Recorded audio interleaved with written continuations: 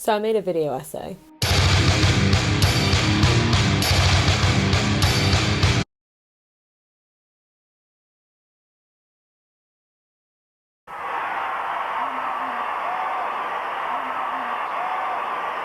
Just one thing, never trust a pop idol. No way those boobs have anything to do with the minuteness of that woman. Nothing. They are just fucking beautiful. Now then, it's the final performance of tonight, singing Evergreen. It's Gareth. If I have to be honest, I prefer to have Pamela Anderson.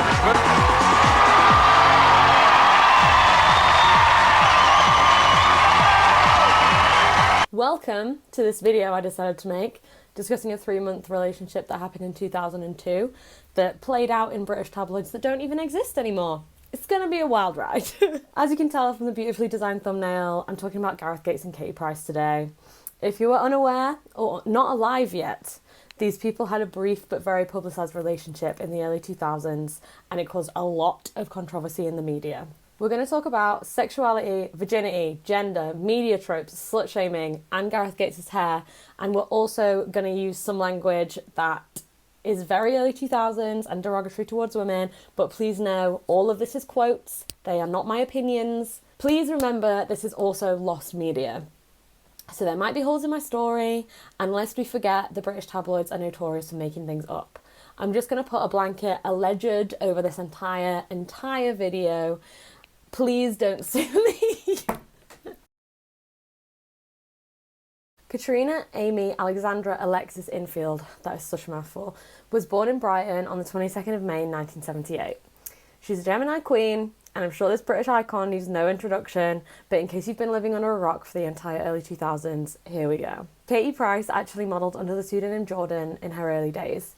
She originally changed her name so her training to be a registered nurse wouldn't be affected by her modelling, but now she prefers to go by Katie Price. A lot of articles and clips that I dug up for this video refer to her as Jordan. However, I will be referring to her as Katie because we respect chosen names on this channel. Jordan, glamour model, hussy, every man's fantasy, the envy of many women. But what's she really like? Let's find out. In the early 2000s, Katie Price was best known as a notorious party girl, the girlfriend and subsequently the baby mama of Manchester United footballer Dwight Yorke, and a glamour model and page 3 girl. And most importantly, she was known for her tits. The nipples are the eyes of the face. For those who haven't been inducted into the grand British tradition of page 3 modelling, here's a brief intro. Page 3 was a staple of many British tabloids, including The Sun, News of the World and the Daily Star, running from the 1970s until it was largely phased out in the 2010s. The basic premise, although I'm sure it's not difficult to grasp, is a beautiful woman is photographed topless on the 3rd page of the newspaper. This would be accompanied by a caption listing the model's name, location and occasionally their opinions on the news. I could spend all day talking about page 3 and its impact on British culture. It's absolutely fascinating, but for the purpose of this, it's important to note that page 3 hit its salacious peak in the early 2000s with extravagant shoots with minimal concepts and even more minimal clothing that I definitely cannot show on YouTube. This obviously went hand in hand with the popularisation of lads mags like Zoo, Nuts and Loaded, that were basically the UK equivalent of Playboy, but with less journalism and more cars, football and boobs. Yes, they had more boobs, that is possible. This industry boom then gave way to the glamour model career pipeline. It was common for women to send in images of themselves to page 3 and then become famous overnight once these were published. This fame would then lead to more work in lads mags, which then gave them more notoriety in the press and encouraged a cycle of courting press attention, both good and bad, in order to keep themselves relevant and play into the sexed up party girl persona that lads mags and the tabloids were so invested in at the turn of the millennium. Notable girlies who did this exceedingly well are our national treasures, Jodie Marsh and of course Katie Price. I think it's important to note that historically, women working in the glamour industry have had to navigate difficult and at times abusive power dynamics because of the patriarchal society it exists within. However, I think it's also really important to recognise, especially when we're talking about Katie Price, that this industry has also allowed a space for some working class women to aspire to and access a level of celebrity and financial freedom that historically would have been gatekept from them. Katie Price was first featured on Page 3 in 1996 in an editorial inspired by the film Striptease. She appeared in a photo set spanning a full week in which she took off an article of clothing each day. She became an instant favourite amongst the British public and is considered one of, if not the most famous Page 3 girl of all time. She's actually so synonymous with Page 3 that if you try and access the Sun's now defunct page3.com website, it completely redirects you to an article about Katie Price. After her first breast augmentation in 1998, she cultivated a lucrative career in the world of lads mags and became a pillar of British tabloid culture, frequently being photographed partying with footballers and falling out of clubs, sometimes with her clothes on. She also had a string of high-profile relationships, dating Dane Bowers and then Dwight York, who she would become pregnant with in 2001. She was the perfect storm of a chaotic, fame-hungry bombshell who was smart enough to sell the feminine fantasy that the public were buying into. She was kind of like England's answer to Pamela Anderson in more ways than one, and Hugh Hefner did actually try and get her to be his girlfriend. In an article about the rise and fall of Katie Price, gossip columnist Jamie East said, "Katie Price is many things. Stupid is not one of them, and she knows that if she delivers the goods, she will be written about. She went everywhere. She would go to the opening of an envelope. She always turned up dressed ridiculously so you could guarantee to get at least 10 pictures, and she gave good quotes as well." It's clear to me that Katie Price views Jordan as an extension of herself, an amplified, wild persona that grants her access to the privileges that Katie wouldn't necessarily get. In an interview with Boy George, "Look, I know he's cancelled, but it's good footage of her. Please, just allow it." She comments on this split between her private self and her public persona. Whenever I go with someone, they're always like, "I hate Jordan, I hate you with all your makeup on, I love you without your makeup, and I love Kate." And she expands upon this in her first biography, Being Jordan, which she released in 2004. She describes her first encounter with her ex-boyfriend, Dwight York, saying, "I should have realised that Dwight was only after a quick shag with Jordan the glamour model, that he was never going to be interested in getting to know Kate." In Ways of Seeing, John Berger talks about this universal separation of self that a lot of women experience. To be born a woman has been to be born within an allotted and confined space, into the keeping of men. The social presence of women has developed as a result of their ingenuity in living under such tutelage with such limited space. But this has been at the cost of women's self being split in two. A woman must continually watch herself. She is almost continually accompanied by her own image of herself. While she is walking across a room, or while she is weeping at the death of her father, she can scarcely avoid envisaging herself walking or weeping. From earliest childhood, she has been taught and persuaded to survey herself continually. Katie Price has a clear grasp on this. She has understood that there are two versions of herself from the beginning of her career. There's a distinct line of separation between who she is publicly and privately, which she leverages to perform the role the British public want to see her in. And she is cast as the seductress. Katie Price removed her clothes, but forever wears the male gaze as an invisible badge, identifying her as a gold-digging social climber that couldn't keep her clothes on or her legs closed. But there's a great difference between being seen as oneself naked, or seeing another in that way, and a body being put on display. To be naked is to be without disguise. To be on display is to have the surface of one's own skin, the hairs of one's own body, turned into a disguise which cannot be discarded. Katie speaks again in this interview about the persona of Jordan and how it affects her personal life. No, men don't treat me how I want to be treated. They just, as soon as you get your kit off or whatever, they just think, "Oh, look, she's got no brain, she just sells her body." Yeah, because I know, like, my body and whatever gets me the attention, but then it's not always the attention I want. When I actually want to go out and actually meet a guy, they think of me different because of my job. I think this was part of the public's fascination with her, though. She played into so many feminine stereotypes, but she also wasn't afraid to be chaotic and aggressive and upfront about her sexual desire. She was the personification of the archetypal whore, but in a very exciting, accessible, early 2000s, glittery, glamorous, glossy way. Gareth Paul Gates was born in Bradford on the 12th of July, 1984. He's a sensitive Cancer king.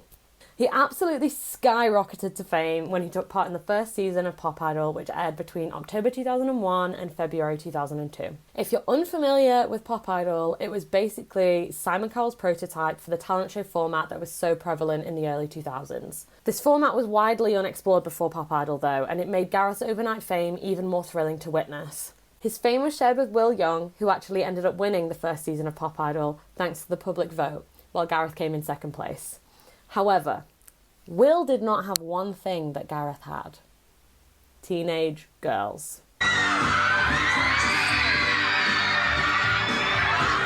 Gareth was 17 from a devoted evangelical Christian family and seemed like a down-to-earth, if not unusually attractive, boy next door, which made him a prime candidate for the teen demographic to root for. It was very One Direction on X Factor, but before that was a thing. National newspapers treated the finale of Pop Idol like it was a prime ministerial election. They published double-side pages with each singer's face on it, with Vote Gareth or Vote Will written over the top, that they urged you to display proudly in your window to declare your allegiance. And every single vote is vitally important. Your vote could be the one that changes the course of Pop Idol history. What I'm trying to make you understand is that this was a big fucking deal. Did you think it would be as big as this when we started all those months ago? Never. Gareth Gates was everywhere. After the Pop Idol finale, he was named as the UK face of Pepsi in 2002, and his famous spiky hair landed a reported £1 million contract with Weller. Smash Hits even declared the 7th of October 2002 as International Gareth Gates Day. I, a 6-year-old child, was absolutely besotted with this man at the time. In my eyes, he was perfect. He had beautiful big brown eyes, his hair looked like a baby hedgehog, and most importantly, he loved his mum. Gareth was the picture of innocence, the safe, clean, ex-choir boy who would have never, ever hurt me. Forgot to put this bit in the video, didn't I? His image was incredibly curated from the moment he stepped onto Pop Idol.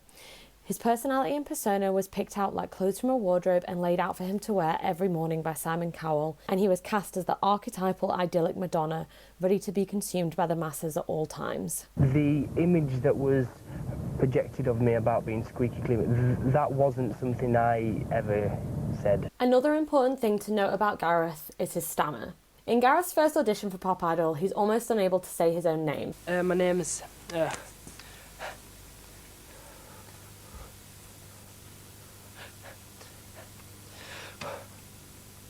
Oh, come on, man. No, just take your time.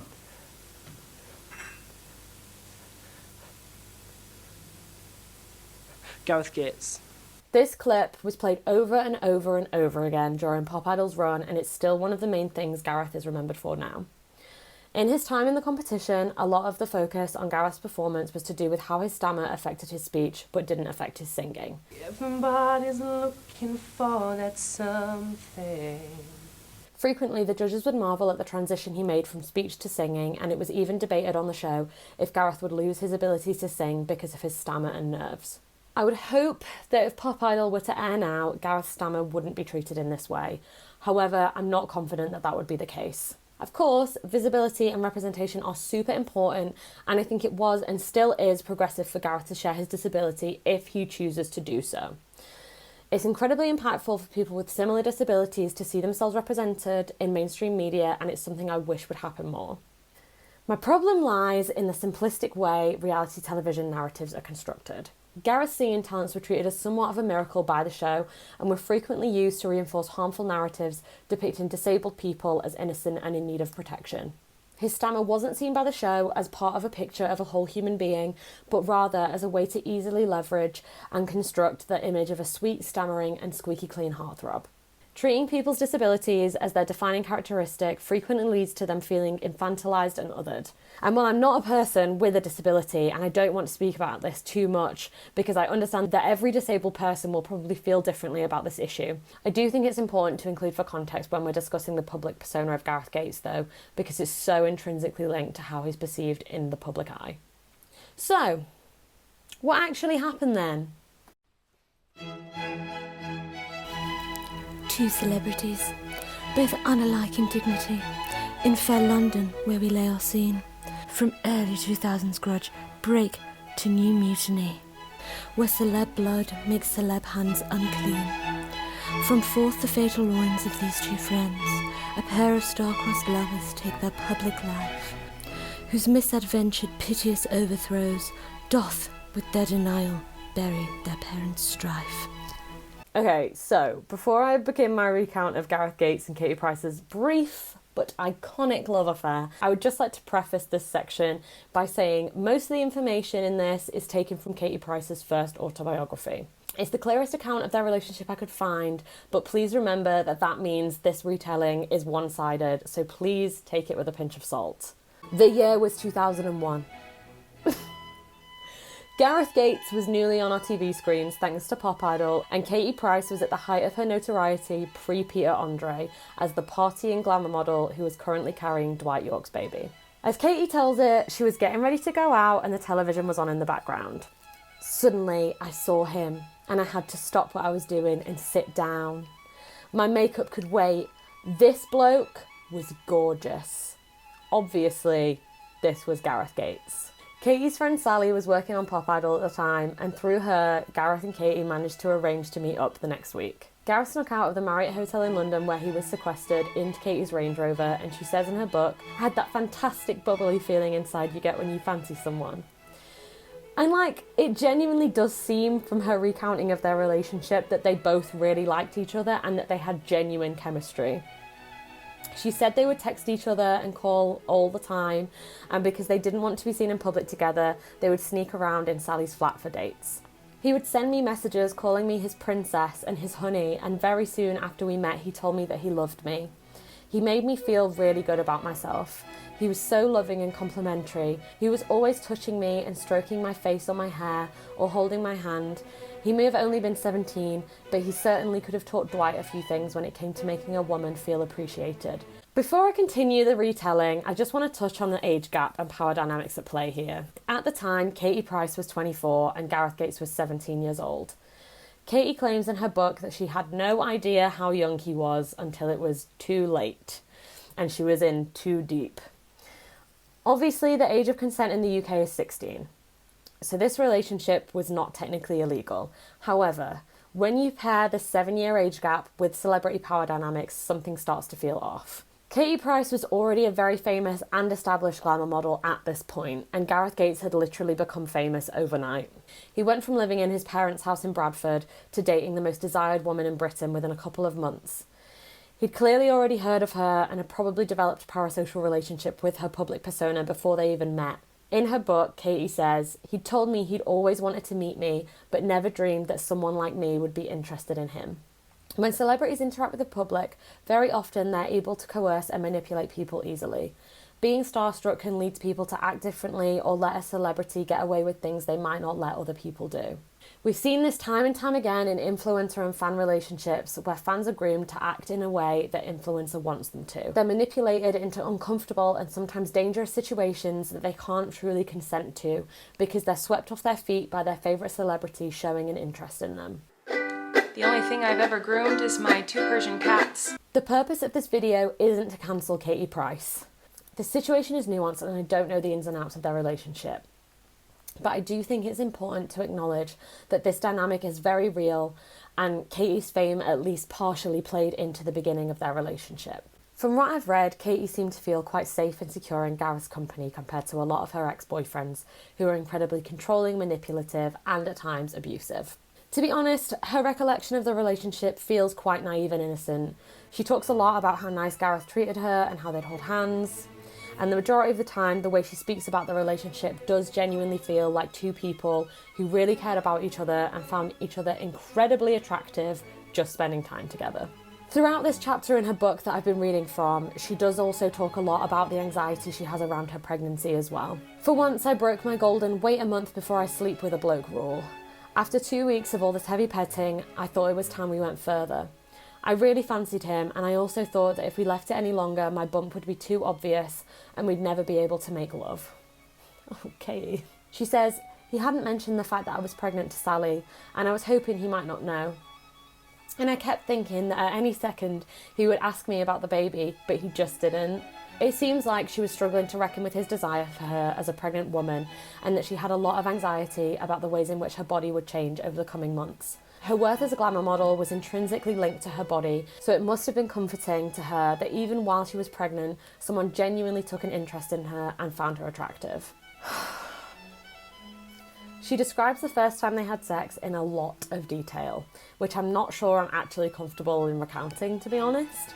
If you really want to get the full picture, you can go and read her book. To summarise, she claims Gareth was a virgin when they slept together and isn't shy about letting you know that it was all quite fumbled and over quickly. I'm going to talk about virginity a lot in this video, and I just wanted to clear up some things. The concept of virginity in our collective cultural knowledge is intrinsically linked to purity culture. The mythology that a penis entering a vagina changes something about a person has historically been used to oppress women and exclude LGBTQ people from conversations about sexuality. While the physical act of losing your virginity isn't real, the cultural idea of virginity does still exist. And it's important to acknowledge its existence when we examine the public reaction to Katie Price and Gareth Gates sleeping together. Anyway, she discusses how she was prepared to forgive his inexperience as a lover because she liked him so much and really enjoyed their time together. She said, "I've always slept with men who knew exactly what they wanted in bed, who know exactly how to do all the things to turn a woman on, and who were able to teach me a thing or two. Gareth had a lot to learn, but I didn't mind being his teacher." This is actually quite a sex-positive outlook on this. Instead of degrading or embarrassing him, she claims she tried to communicate and advise him on how she would like to have sex. Just remember, all of us sucked at stuff before we were good at stuff, and nobody should feel embarrassed for communicating what we want in the sack. As Gareth Gates' fame began to grow, so did their attachment. Katie says in her book that she had a renewed interest in Saturday night television and would watch Gareth Gates every week. He would phone and text me during the breaks saying, "Watch the next song, I'll be looking at the camera thinking of you." It was so exciting. I'd be sitting there willing him to do well. Not me as a 6-year-old thinking he was singing at me, but it was Katie Price this whole time. Unfortunately, his rising fame was accompanied by a rising consciousness around his public image. Gareth was absolutely paranoid about anyone finding out about us, in particular his management and the press. He knew his management would go mad because they were so busy promoting him as the lad with the squeaky clean image who would appeal to teenage girls. And as for the press, well, of course they would have a field day. I could just imagine the headlines. I would be portrayed as some kind of cradle-snatching man-eater, and, while I'm used to it, I knew Gareth would be devastated. Spoiler alert! Katie said she agreed to keep their relationship a secret in the hopes that when Gareth's career took off, that they'd eventually be open about their feelings and be a public couple. She was also very aware that the press would be incredibly negative about her sleeping with Gareth while she was pregnant with another man's child. Because of their continued secrecy, Katie and Gareth were never able to spend prolonged amounts of time together or go on real dates. She said the only meal they ever had out together was a Burger King that they ate in her Land Rover. This made it all the more exciting when in February 2002, they managed to schedule a stay in the same hotel, on the same floor, on the same night. She described her excitement, saying, "I really wanted this to be a night to remember. It was going to be the first entire night I could spend with Gareth, and I wanted to enjoy every minute." They met in his hotel room, ordering their first ever proper romantic meal together. Scampi and chips. However, because Gareth was only 17, there was no wine in his room. So Katie decided to nip back to her room to pick some up, and the rest is history. As she was sneaking back along the corridor with her triumphant bottle of wine, she was photographed entering Gareth's room by a camera that was hidden in a box of tissues by the Sun newspaper. The Sun, along with a lot of other British tabloids, are known for using guerrilla tactics to try and expose celebrities. These celebrity-focused newspapers and websites sacrifice any moral concern in favour of exclusive details so they can get as much engagement from their readers or viewers as possible. Trying to force celebrities into being public about their private relationships is a disgusting and grotesque symptom of capitalist media culture, and thankfully is starting to be examined. Katie Price has spoken in interviews about how these media tactics have affected her mental health and how she struggles to feel safe in her personal life. I'm starting to get paranoid, and I see a therapist every week, because sometimes when I leave the house, I feel like I'm being watched. Both of their managers received a call warning them that the Sun would be running a story claiming Katie and Gareth were sleeping together the following morning. They both vehemently denied it as per their original plan. However, according to Katie, this left Gareth incredibly shaken. They both met to discuss the article via the hotel fire escape. He kept saying over and over again that we had to deny it. He said singing was always what he wanted to do, and he couldn't bear it if he was stopped from realising his dream. He was also worried about his parents finding out.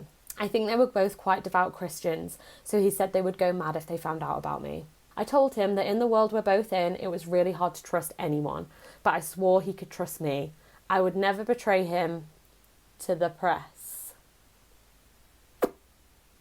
This is actually the part of the chapter that makes me the most sad. Because she's been publicly cast in the role of the whore, he can't be associated with her, even though at the time Gareth claimed to love her.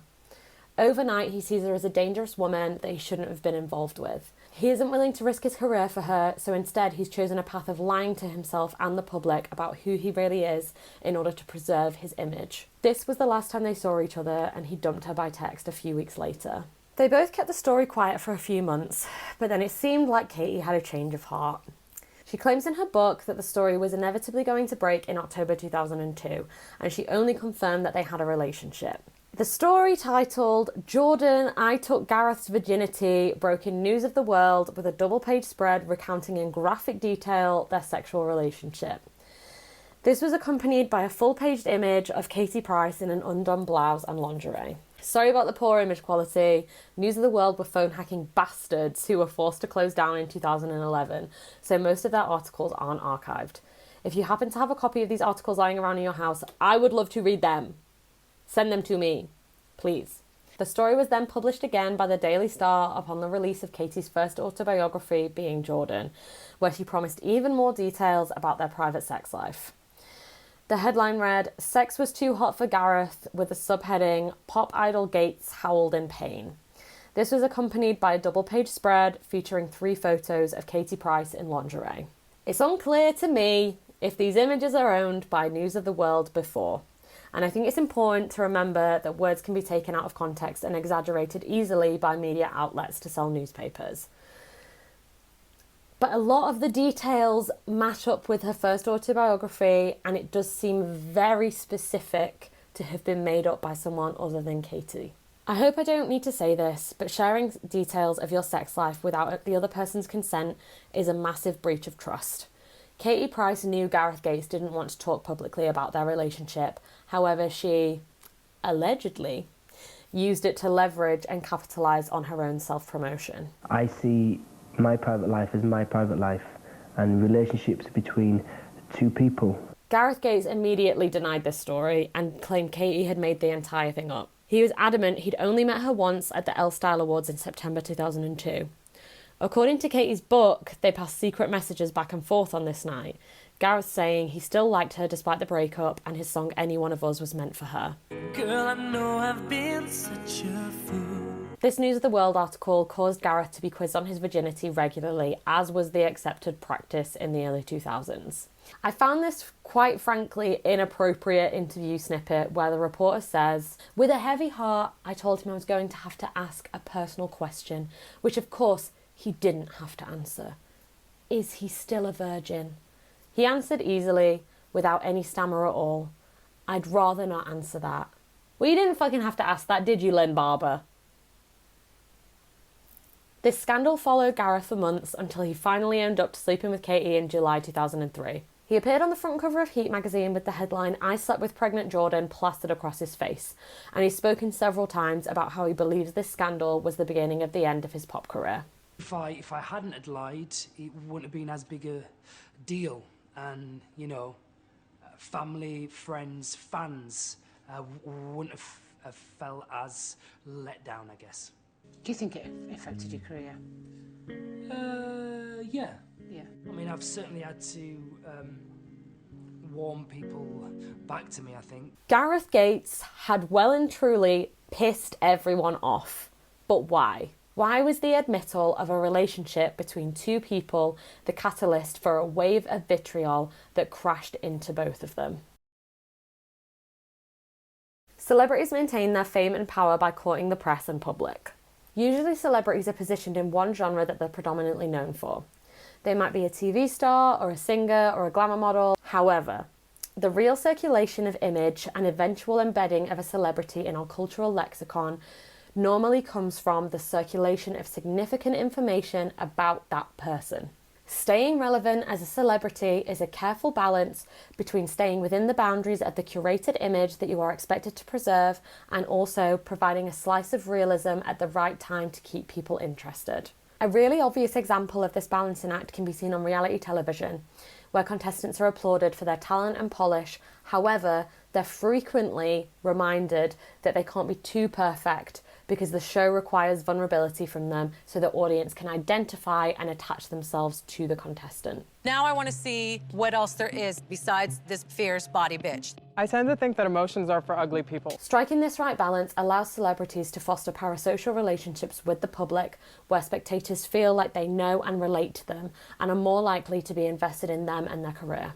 This model of celebrities sharing snippets of their personal lives at the right time then creates a system where the information becomes precious because it's from a famous person, not because of the information itself.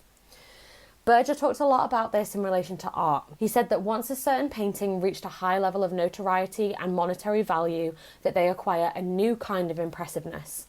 Its value depends on it being genuine, but not because of what it shows, not because of the meaning.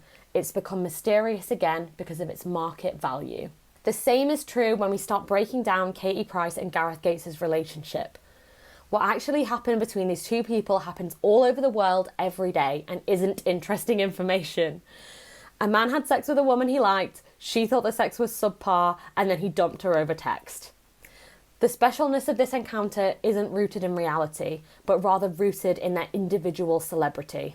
It's the people involved and what they represented that was of interest, not the actual act that was performed.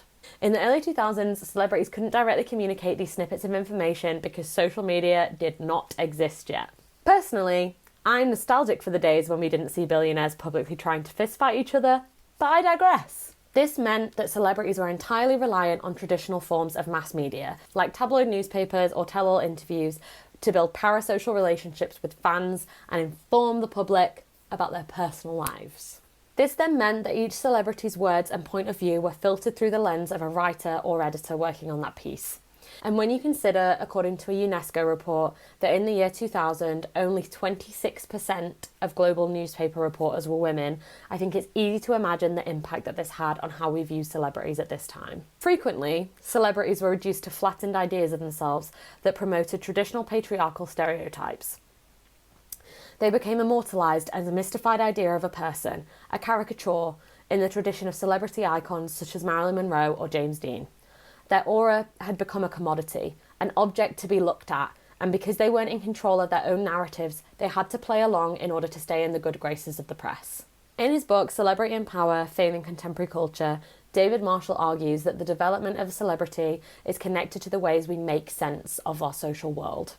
We, the public, want celebrities to reflect our own social and cultural values and play into roles and tropes that we can understand and digest easily. The actual person who is at the centre of this representation therefore inevitably does not matter as much as the meaning they represent. As I touched on earlier, the public-facing roles for Gareth Gates and Katie Price were the Madonna and the whore. Madonna whore. You think? Absolutely. The Madonna whore complex was first identified by none other than psychology daddy Sigmund Freud. It's commonly used to describe the male heteronormative experience of struggling to maintain arousal in a committed relationship. In this example, the wife would be seen as the saintly Madonna incapable of sexual sin, and the mistress would be seen as an exhilarating object for the male to exercise his desires on. Ew! This trope is so ingrained in our culture that we see it repeated time and time again in movies, music, books, art, and celebrities. Notable examples of this are the depiction of the bride and whore in the Book of Revelation, Sandy shedding her pure outlook on life in favour of becoming a bad girl in Greece, and of course, Brad Pitt allegedly cheating on Jennifer Aniston with Angelina Jolie. In all of these depictions, the whore is cast as a dangerous temptress who is desired but not respected. She is othered because it's shameful to even be associated with her promiscuity. Frequently, she's also associated with sex work and thought of as common or poor. This is the same for Katie Price, whose working class bad girl image was an easy fit for the whore-shaped mould the tabloids tried to squeeze her into. Despite the fact that the newspapers literally lifted Katie Price into a position of celebrity through their own third pages, they still policed and profited from her sexuality and met her with the expected vitriol and stigma that people have been placing onto our whore archetypes for centuries. In contrast, the Madonna is portrayed as chaste, good, and of course, sexually innocent. They do not have desires of their own, but instead nurture the desires of those around them and provide service. They are viewed from a distance as unattainable heavenly idols, a standard which is impossible for a human to live up to. This can frequently cause Madonnas to become prisoners of their own image, which is, in my opinion, why a lot of celebrities who are cast in this role fall from grace. Gareth Gates literally starred on a TV show called Pop Idol. The expectations for him to achieve a godlike level of perfection are literally in the title of the show. Accompanying this with his cheruby good looks, angelic voice and Christian faith, he was an obvious Madonna for the British public. Both of these tropes are internalisations of patriarchal religious purity culture, which has become present over thousands of years of storytelling, and it reflects our anxiety around desire and sex. The irony of Gareth Gates attending an evangelical church and me talking about purity culture is not lost on me. This becomes even more complex when we talk about the sexy virgin archetype that was so prevalent in the early 90s and 2000s. So many pop artists were marketed using this trope alongside the Madonna archetype. The most famous being Britney Spears. Her Hit Me Baby One More Time video, in my opinion, is the best example of this. She or her management directly employ the innocent childish aesthetics of a Catholic school uniform, but then subvert this by making it incredibly sexually provocative and having her singing the most inappropriate lyrics for her age.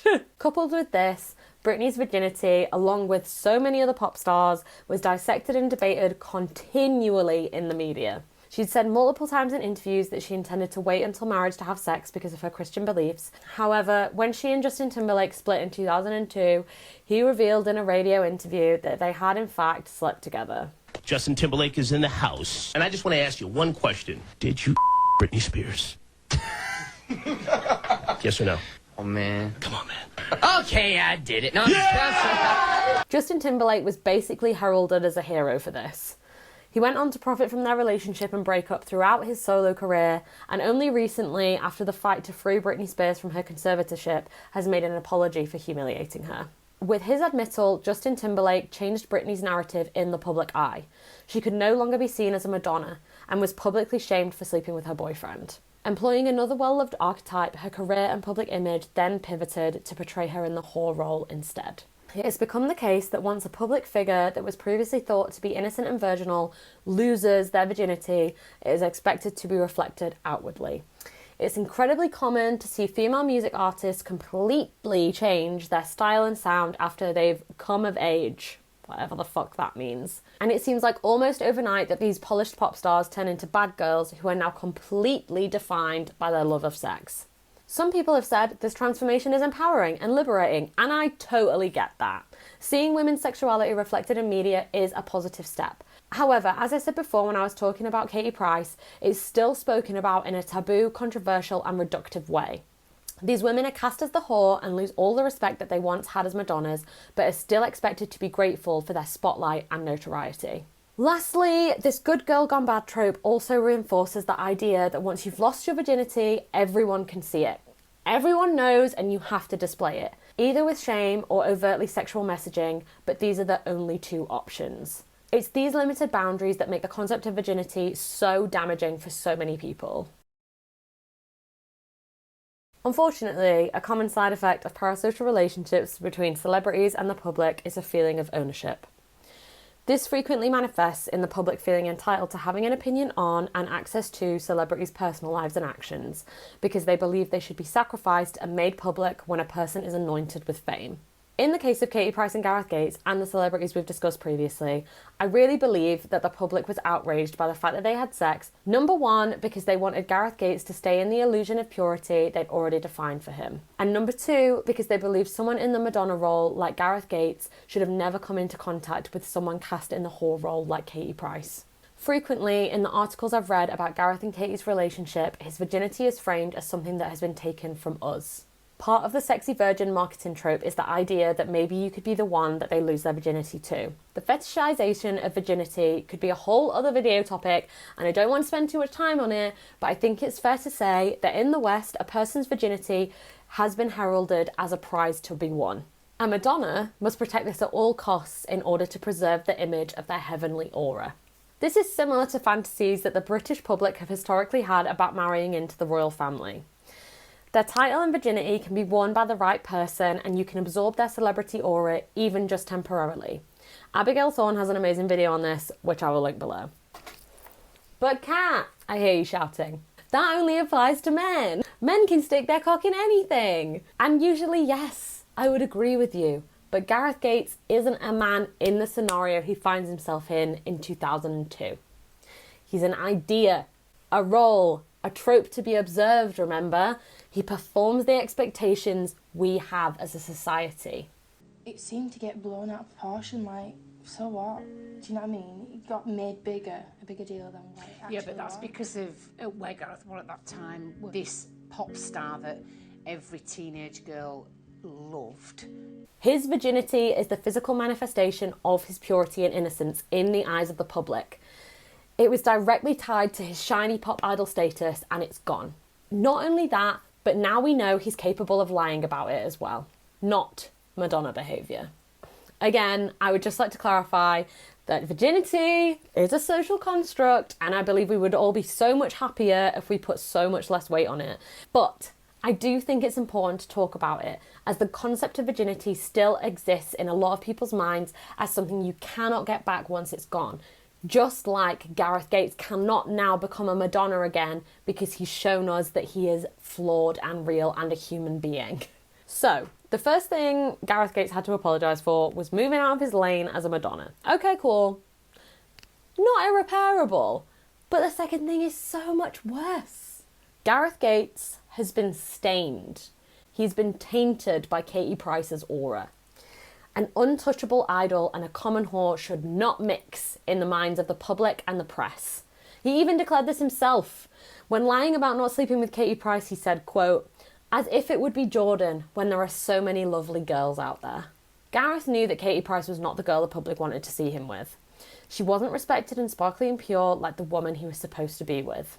This is also evidenced in his next public relationship. In her book, Katie says, he has a girlfriend now, someone older than me, and he's completely open about their relationship. So what was the problem with telling the truth about us?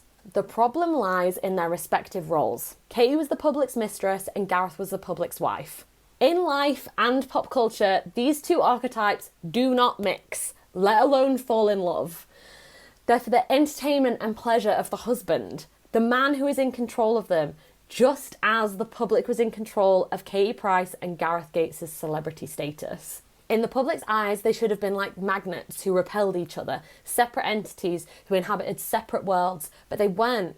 They were just two people who really liked each other and had sex on their friend's sofa. This drove the media crazy. The illusion was shattered. Gareth had deviated from his narrative and Katie had thrown away the opportunity to become the pregnant Madonna that we've all seen depicted over and over again. When a woman becomes pregnant, there's a societal expectation that as her body transforms, so will her personality into that of the doting mother.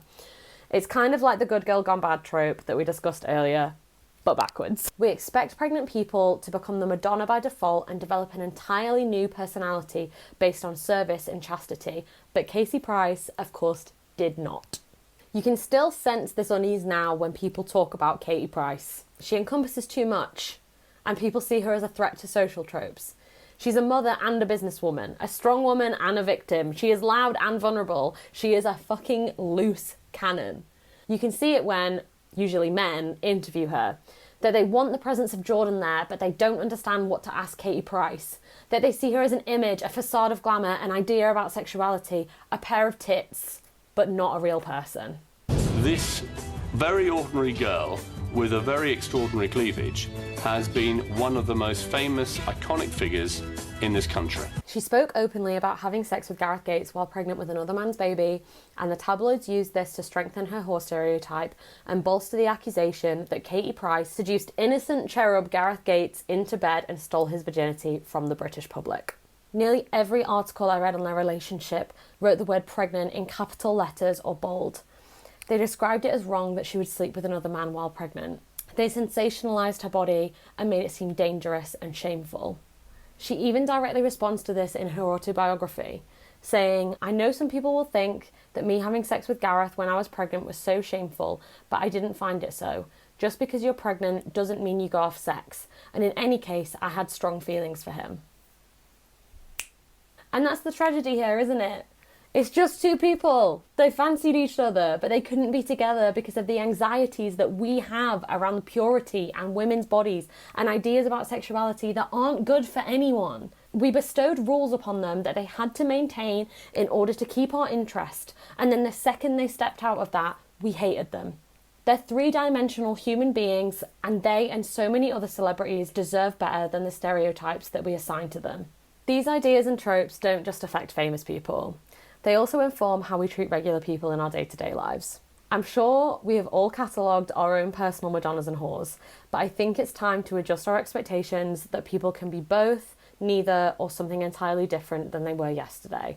At any given moment, there may be a consensus on what a celebrity, your friend, your mum, your family represent to you or represent to others. And I think it's important for us all to examine whether we're buying into tropes that we've been told over and over and over again, or whether we're actually trying to understand a full human being that is sitting in front of us.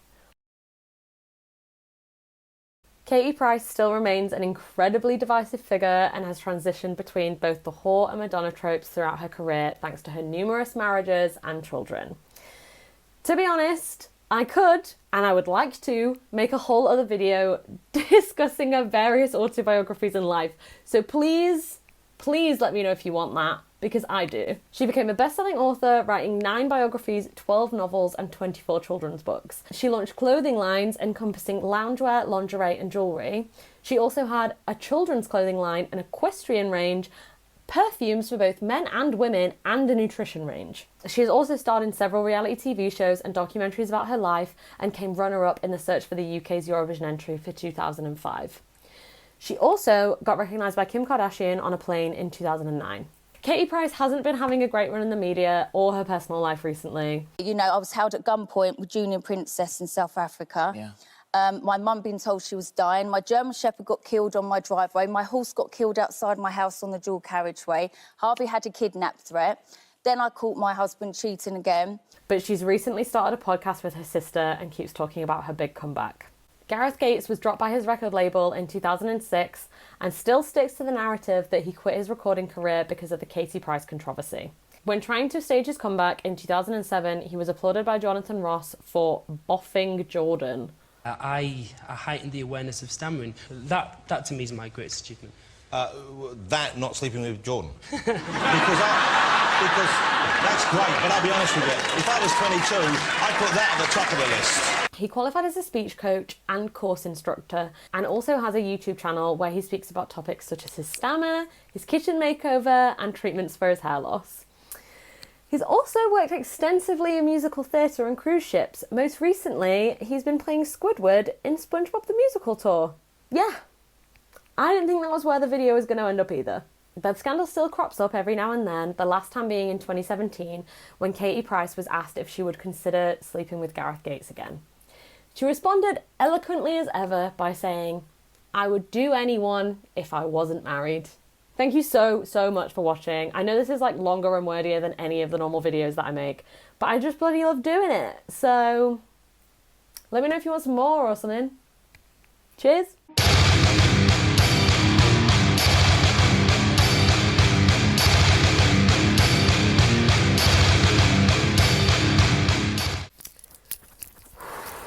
Sexy virgin, time for the sexy virgin.